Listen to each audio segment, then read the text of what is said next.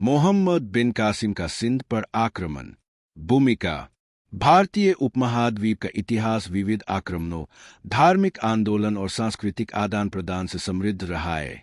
इसमें सबसे प्रारंभिक और निर्णायक विदेशी आक्रमणों में से एक था अरब सेनापति मोहम्मद बिन कासिम द्वारा 8वीं शताब्दी में किया गया सिंध पर आक्रमण। यह आक्रमण न केवल राजनीतिक दृष्टि से महत्वपूर्ण था, बल्कि यह भारत में इस्लाम के प्रवेश और उसके आरंभिक प्रभावों की भी शुरुआत मानी जाती है।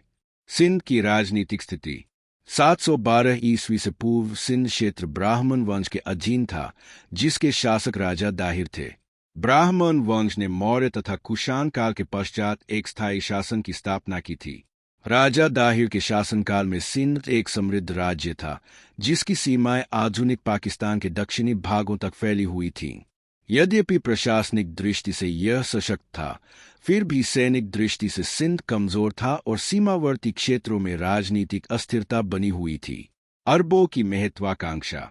अरबों ने 7वीं शताब्दी में इस्लाम के प्रसार के साथ ही अपने साम्राज्य का विस्तार करना आरंभ किया। खलीफा उमर और उसके बाद आने वाले उमैयद खलीफाओं ने पश्चिम एशिया, उत्तरी अफ्रीका और मध्य एशिया में कई क्षेत्रों पर विजय प्राप्त की। इसी क्रम में उनका ध्यान सिंध और उसके आसपास के क्षेत्रों पर गया, जो उस समय व्यापार और समुद्री मार्गों की दृष्टि से अत्यंत महत्वपूर्ण थे। आक्रमण के कारण। मोहम्मद बिन कासिम के सिंध पर आक्रमण के कई कारण थे। राजनैतिक कारण। अरब पहले भी सिंध पर कई बार हमला कर चुके थे, लेकिन वे सफल नहीं हो पाए थे। उमैयद खलीफा वलीद प्रथम की महत्वाकांक्षा थी कि सिंध को जीतकर इस्लामी साम्राज्य का विस्तार किया जाए। आर्थिक कारण। सिंध अरब व्यापारियों के लिए महत्वपूर्ण क्षेत्र था। यहाँ के बंदरगाह व्यापार मार्गों को नियंत्रित करते थे। धार्मिक कारण। इस्लाम के विस्तार की नीति के अंतर्गत सिंध जैसे हिंदूबहुल क्षेत्र में धर्मांतरण और इस्लामी शासन की स्थापना की योजना थी। तत्कालिक कारण। एक प्रमुख कारण था अरब जहाज का लुट जाना।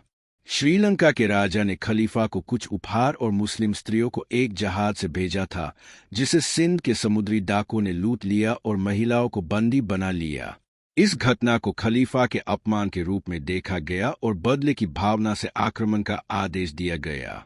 मोहम्मद बिन कासिम एक युवा सेनापति। मोहम्मद बिन कासिम मात्र 17 वर्ष की आयु में अरब सेना का नेतृत्व करते हुए सिंध की ओर प्रस्थान करते हैं। वे हज्जाज बिन यूसुफ, इराक का गवर्नर, के भतीजे थे और अपने सैन्य कौशल, रणनीति, नेतृत्व क्षमता और धार्मिक उत्साह के लिए प्रसिद्ध थे। उन्होंने तकरीबन 6000 सैनिकों के साथ मकरान होते हुए सिंध की सीमा में प्रवेश किया। आक्रमण की घटनाएं। 1. देबल का युद्ध। देबल, वर्तमान कराची के पास, सिंध का प्रमुख बंदरगाह नगर था। मोहम्मद बिन कासिम ने सबसे पहले यही हमला किया। देबल का किला अत्यंत मजबूत था और यहाँ एक प्रमुख हिंदू मंदिर भी स्थित था। कई दिनों की घेराबंदी के बाद जब यह किला नहीं टूटा, तब मोहम्मद बिन कासिम ने एक बड़ी मीनार को गिराने की योजना बनाई, जो मंदिर की रक्षा का प्रतीक मानी जाती थी। इस रणनीति के सफल होते ही देबल का पतन हो गया और हजारों नागरिकों की हत्या की गई। 2. निरुन, मॉडर्न डे हैदराबाद सिंध। देबल की विजय के बाद मोहम्मद बिन कासिम ने नेरोनकोट की ओर कूच किया, जहां उन्हें विशेष विरोध का सामना नहीं करना पड़ा। यहाँ के शासकों ने आत्मसमर्पण कर दिया और जजिया कर देना स्वीकार किया। 3. सिविस्तान और सहवन। इन इलाकों में स्थानीय शासकों ने कुछ प्रतिरोध किया, परंतु वे मोहम्मद बिन कासिम की संगठित सेना और बेहतर रणनीति के आगे टिक नहीं पाए। अधिकांश स्थानों पर मंदिरों को तोड़ा गया, सैनिकों ने लूटपाट की और लोगों को मुसलमान बनने के लिए मजबूर किया गया या जजिया देने के लिए बाध्य किया गया। 4. राजा दाहिर से युद्ध। 712 ईस्वी। सबसे निर्णायक युद्ध रावर के मैदान में हुआ, जहां राजा दाहिर ने स्वयं अरब सेना का मुकाबला किया। यह युद्ध अत्यंत भीषण और रक्तपातपूर्ण था। अंत राजा दाहिर युद्ध भूमि में मारा गया और सिंध की राजधानी ब्रह्मनाबाद, मौजूदा मतीरी, पर मोहम्मद बिन कासिम का अधिकार हो गया। विजय के पश्चात शासन व्यवस्था। मोहम्मद बिन कासिम ने विजित क्षेत्रों में इस्लामी शासन लागू किया, लेकिन उन्होंने स्थानीय जनता को भी कुछ स्वतंत्रता दी। हिंदुओं को जिम्मी, अजीन धार्मिक अल्पसंख्यक का दर्जा दिया गया, जिससे वे अपने धर्म का पालन कर सकते थे, लेकिन उन्हें जजिया कर देना पड़ता था। ब्राह्मणों और उच्च वर्गों को कुछ प्रशासनिक पदों पर भी रखा गया। इस्लाम का प्रारंभिक प्रभाव। मोहम्मद बिन कासिम के आक्रमण के बाद सिंध में कई मस्जिदें और मदरसे स्थापित किए गए।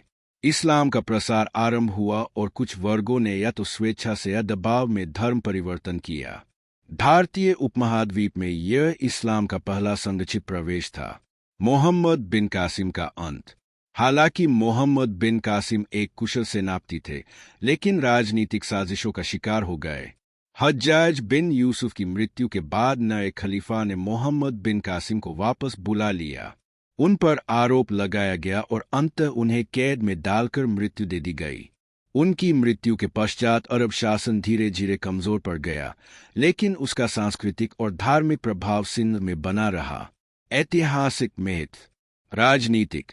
मोहम्मद बिन कासिम का आक्रमण भारत में विदेशी इस्लामी सत्ता की शुरुआत थी, जिसने बाद में दिल्ली सल्तनत और मुगल साम्राज्य की नींव रखी। धार्मिक। इस आक्रमण ने इस्लाम के भारत में प्रवेश का मार्ग प्रशस्त किया। सांस्कृतिक। इस्लामिक वास्तुकला, प्रशासनिक प्रणाली और न्याय व्यवस्था सिंध में आरंभ हुई, जिसने आगे चलकर भारतीय संस्कृति को प्रभावित किया। सैन्य। यह भारत के उत्तर पश्चिमी सीमांत की सुरक्षा की कमजोरी को उजागर करता है, जिससे बाद के समय में और भी आक्रमण आसान हो गए।